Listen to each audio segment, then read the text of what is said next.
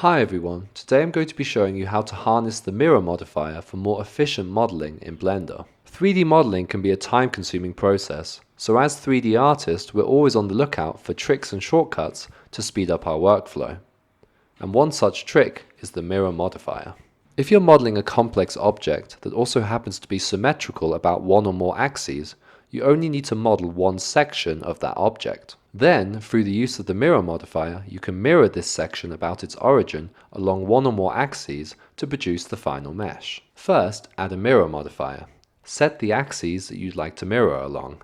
In our case, we need the X and Z axes. Make sure to check clipping, which ensures that the mirrored sections of the mesh do not overlap, and merge, which merges vertices at the boundaries between mirrored sections. Also make sure that rotation and scale have been applied to the object and that the origin of the object is placed at the point that you want to mirror about, in this case the global origin of the scene.